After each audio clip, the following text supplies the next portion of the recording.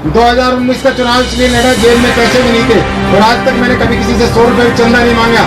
जो मेरे बस्ती जो रूखा सूखा है मैं वही करने का प्रयास करता हूँ।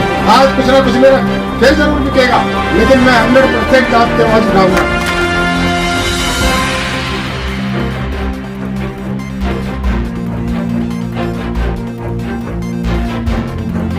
मैं कभी अपने जब मेरे पिता मेरे जब भी मैं नहीं रोया, क्योंकि मुझे इस बात का पता था कि वो एक्सेस शराब पीते हुए दिन जाएंगे। लेकिन जिस दिन मेरी वाइफ रेवाड़ी में चुनाव हारी, मैंने बड़े दिल से लड़ा था और मैंने एक बात लोगों को कही थी, मैं रेवाड़ी के लोगों में भगवान भोलेनाथ को साक्षी मान के कह रहा हूँ, अगर सतीश यादव 25 पैसे भी म्युनिसिपल कमेटी में खा ले तो मेरा कुल का नाश हो जाए।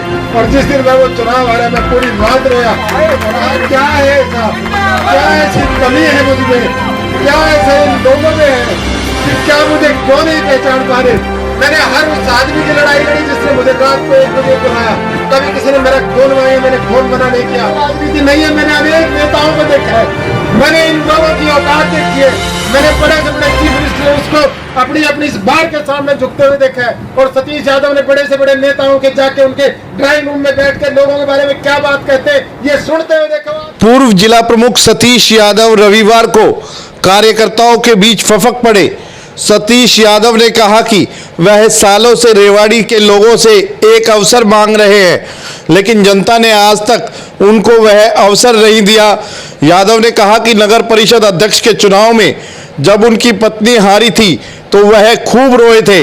यह बात बताते बताते सतीश यादव कार्यकर्ताओं के बीच भावुक हो गए। सतीश यादव ने कहा कि मैं शहर के लोगों के लिए कुछ करना चाहता हूं, कम से कम एक मौका तो मुझे दो।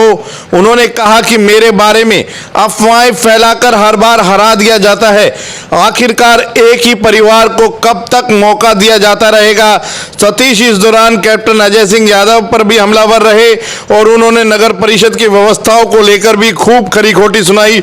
माल्टाउन स्थित अपने कार्यालय में कार्यकर्ताओं के बीच चर्चा कर रहे सतीश यादव ने शहर की समस्याओं को लेकर भी बिगुल बजाया। कार्यकर्ताओं के नहीं है, मेरे परिवार के लोग हैं, मैं इनको कभी कार्यकर्ता नहीं कहता।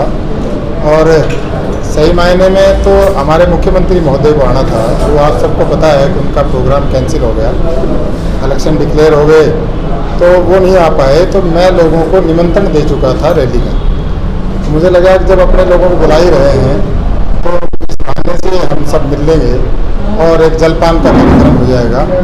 हालांकि बहुत से लोगों के फ़ोन आए, कार्यक्रम तो कैंसिल हो गया, तो हमने तो अपना कहीं बाहर का बना लिया। फिर आज राखी का भी त्यौहार है तो बोला कहो तो भाई आज कहीं राखी बंधवाएं या बांध जाएँ। तो मैंने कहा चलो कोई बात नहीं, जो आएंगे हम तो बैठ के सार्थक सी चर्चा कर लेंगे।